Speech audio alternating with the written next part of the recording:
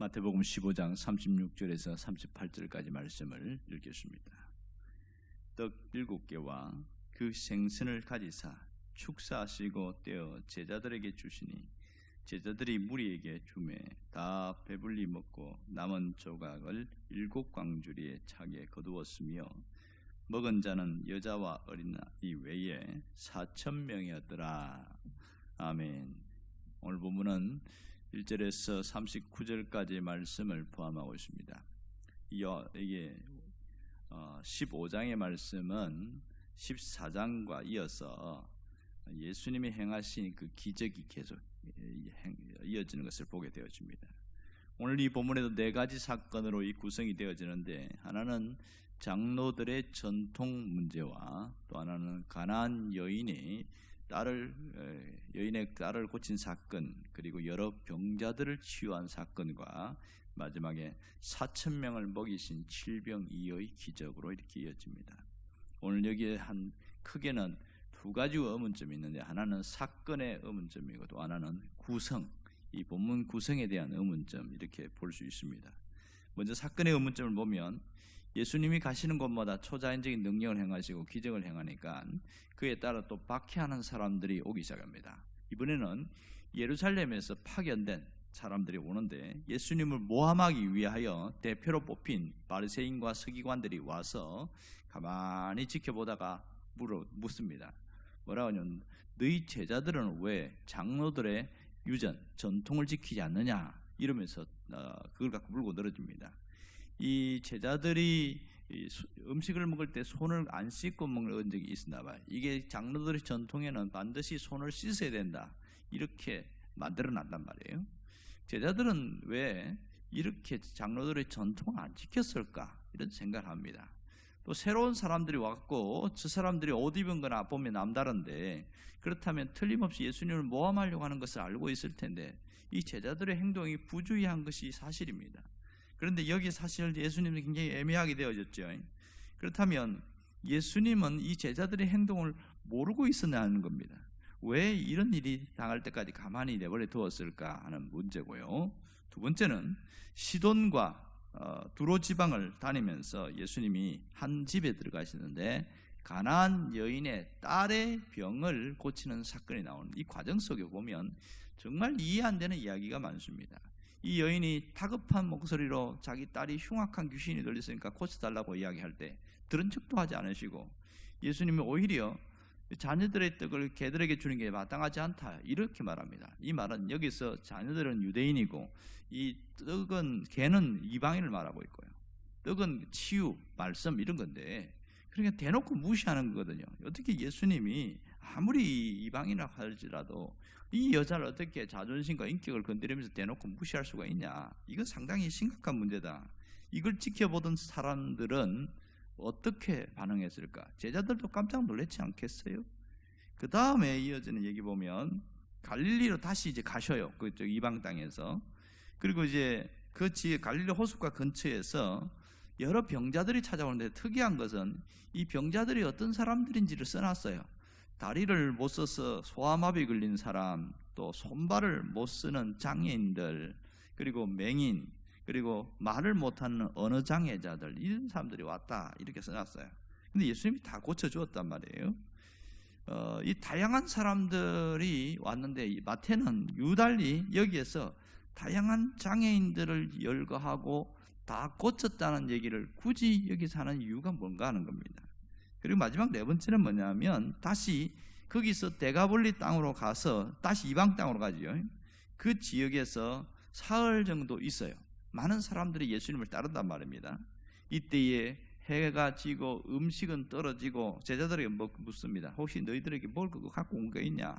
그랬더니 떡 7개와 물고기 2마리밖에 없습니다. 그랬더니 야, 나눠줘라, 이렇게 이야기합니다. 그렇게 해서 나눠줘서 4,000명이 먹고, 이 7병이어로 4,000명이 먹고 7광주리 남은 이야기, 이 얘기가 나옵니다. 자, 그러면 왜 여기서 똑같이 기적을 일으키셨는가 하는 이 의문점이 있고요. 두 번째는 구성에 대한 의문점인데, 14장 본문과 15장이 굉장히 흡사합니다. 마치 쌍둥이처럼 말입니다. 그러니까 공통점은 네 가지 사건이 나온다는 점이 공통점이고 이적과 치유가 많다는 것이 공통점입니다. 차이점이 있다면 의인과 악인의 구조처럼 세례 요한과 종교 지도자들을 이렇게 대비시켜 놓았다는 게 특징입니다. 그러니까 14장에서는 제일 먼저 세례 요한의 죽음에 대한 이야기가 나오지만 15장에서는 장로들의 유전을 전통을 건드리는 종교 지도자들에 대한 이야기가 나옵니다. 여기서 선지자의 죽음과 또 하나님의 말씀을 무시하는 자들의 그 종교 지도자들의 모습, 이것을 나란히 대비시켜 놨습니다. 또 하나는 14장에서는 오병이어의 기적이 나오는데 15장에서는 칠병이어의 기적이 나옵니다. 차이점이 있다면 오병이어의 기적은 유대인들에게 행한 것이고 칠병이어는 이방인들에게 행한 것이다. 이렇게 차이점이 되겠죠. 그리고 예수님이 14장에도 보면 병자들이 왔을 때 특이한 건 뭐냐면 옷에 손을 대기를 원하겠고 그럼 해라 그랬더니 다 나았다 이렇게 나와 있고 15장에서는 여러 종류의 병자들이 나왔다는 이야기를 하고 그들도 나았다는데 특징이 뭐냐면 14장에서는 그냥 손을 대면 낫게 했고 15장에 와서는 직접 고쳐주셨다는 것, 이게 다른 점이고요. 그 다음에 물 위로 걸어오신 사건이 14장에 나오고 또 15장에서는 가나안 여인의 믿음에 대한 이야기를 건드리고 있습니다. 물 위로 걸어오신 사건을 통해서 예수님이 누구인지를 밝히는 장면이 있는가 하면 이 가나안 여인의 믿음을 드러내는 걸 통해서 이 여자가 어떤 믿음을 가졌는가 하는 것을 밝히 보여주고 있습니다. 이런 차이점이 있죠. 그럼 오늘 이것을 통해서 우리에게 어떤 메시지를 던지려고 하시는 건가? 그것은 예수님은 왕으로 오신 메시아라는 것을 재차 강조하고 있을 뿐만 아니라 메시아의 사역이 어떻게 이루어질지를 거듭해서 보여주고 있습니다. 예수님은 온갖 또 방해 세력에도 불구하고 한결같이 변함없이 그 사역을 계속 이어오셨다는 사실을 보여주고 있고요. 이것을 통해서 주님을 따르는 자들은 주변의 어려움과 방해에도 불구하고 한결같은 모습으로 변함없이 주님을 따르고 환경이나 주변의 어려움에 굴복하지 말라, 그 메시지를 주고 있는 거지요. 자, 그러면 예수님의 사역에 방해하는 자들을 가만히 보세요. 이들이 뭘 때문에 방해했어요? 장로들의 계명을 지키지 않는다. 장로들이 만들어놓은 그 계명이 뭐냐면 613가지가 있어요. 어마어마하게 많습니다. 그거 외에 또 있지. 그들이 10계명 외에 해석을 해놓은 건데, 예를 들어서 오늘 이게 지적한 건 뭐냐면 음식을 먹을 때 손을 씻어야 된다 이렇게 말했어요. 당연한 거잖아요. 손 씻는 게 얼씨 위생이 좋으니까. 그런데 그들은 그게 유전이 되니까 손을 안 씻고 어떻게 하냐면 물 요만큼 가져오면 손을 이렇게 탁탁 해갖고 탁 튀기는 거예요. 이게 아무 그 어떤 위생과 관계도 없는데 그러면 유전을 지킨 거예요. 이걸 안 하면 범한 거예요. 마치 율법을 범한 것처럼 그렇게 공격을 해댔습니다. 제자들이 이거 안 했다는 얘기를 하고 있는 거거든요. 결국 이 장면을 통해서 이 바리새인과 서기관들은 철저한 위선자들이고 경건을 내세우지만 하나님 앞에서 올바르지 못한 자들인 것을 주님이 드러내고 계시고요. 그리고 이 장로의 명분을 드러내면서 오히려 하나님의 말씀을 대놓고 무시하는 자들이다, 그걸 주님이 드러내고 있습니다. 요 뒤에 이야기 보면 그 고르반 이야기를 합니다. 부모를 공경하라는 게 10계명에 나오는데 그 공경하기 싫거든요. 그러면 이거 하나님 앞에 드린 게 되었다, 이게 이제 고르반인데 고르반입니다 이렇게 말하면 이제 부모 공경 안 해도 되는 거예요. 그렇게 하면서 아주 요리조리 부모 공경 안 하고 그냥 무시하고 다니는 이 일들이 팽배했던 것을 지적하셨습니다. 그럼으로써 이들이 얼마나 악한 자들인지를 보여주신 거고요. 두 번째, 가나안 여인에 대한 얘기는 뭐냐면 이 여인을 의도적으로 이렇게 외면하고 한 것은 무시한 게 아니라 그 여인도, 이방 여인도 얼마나 강한 믿음을 갖고 있는지 제자들에게 보여주고 싶은 거예요. 지금 이 여인은 내가 이렇게 멸시하는 말을 하는 것처럼 보여도 절대로 이 여자는 굽히지 않는다. 끝까지 자기가 시련을 겪으면서도 이겨내 해결해나가는 과정을 보여주면서 너희들도 이러한 믿음을 가져라, 이걸 얘기해 주고 싶은 거예요. 그리고 또 병자들을 고치는 사건을 통해서 하나님의 사랑을 체험하고 하나님을 직접 경험하도록 그렇게 해주었다는 사실입니다. 마지막에는 이 기적에 대한 문제인데, 유대인에게나 이방인에게나 편견이나 차별이 없으신 분이시다, 이걸 보여주고 있습니다.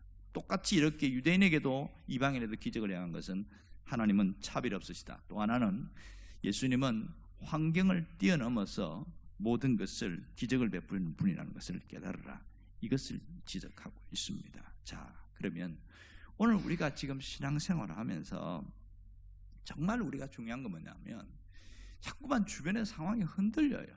자꾸만 마음의 동요가 일어나고, 이런 상황 속에서 어떻게 해야 되냐? 묵묵히 걸어가는 신앙인이 되어야 됩니다. 묵묵히 걸어가는 거. 신앙생활 하다 보면 자꾸만 옆을 둘러보거나 앞을 내다보거나 아래를 내다보거나 그러면 자꾸만 흔들릴 수밖에 없는 거예요. 오직 하나님께 집중하고 묵묵히 걸어갈 때에 견딜 수 있고 이길 수 있습니다. 여기서 또 하나 중요한 것은 앞에 14장에서 5병이의 기적과 15장의 7병이의 기적을 보여주는 걸 통해서 우리의 필요를 외면하지 않으시는 하나님을 주목해야 됩니다. 우리의 필요를 아시고 공급해 주시는 하나님, 우리의 부족을 채워주시는 하나님을 잊지 말라는 거예요. 그래서 오늘 우리가 뭘 해야 되냐? 공급을 위한 기도가 필요합니다. 이 부족함을 채우는 기도가 필요해요. 주기도문에 보면 일용할 양식을 주시옵고 이렇게 나오지요. 마태복음 6장과 누가복음 11장에 두 군데 똑같이 나오는데, 마태복음 6장 11절에 보면 오늘 우리에게 일용할 양식을 주시옵고 이렇게 이야기했어요. 근데 누가복음 11장 3절에 보면 우리에게 날마다 일용할 양식을 주시옵고, 이렇게 날마다라는 단어가 들어갑니다. 결국은 이 일용할 양식은 현재의 필요, 현재의 문제에 대한 하나님의 채우심을 위한 기도를 해라, 이런 뜻이거든요. 자, 이 말은 그냥 내가 또 달라고 하는 것이만 목숨이 있는 게 아니고, 내 목숨과 내 살아가는 모든 것이 하나님께 있습니다. 내 생명의 전 존재가 하나님께 있습니다. 그러니까 나는 하나님만 의지하고 나갈 겁니다. 그런 신앙 고백이 그 속에 담겨 있거든요.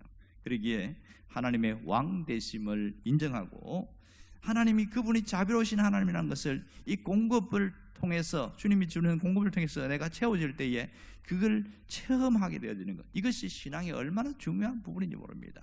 가끔은 그냥 해주면 좋겠지 이렇게만 지나가는데, 그러지 말고 적극적으로 기도하라는 거예요. 이것이 중요하고, 결국은 어떻게 살아가는 겁니까? 이 전 부분을 통해서 이기는 신앙인이 되라는 거예요.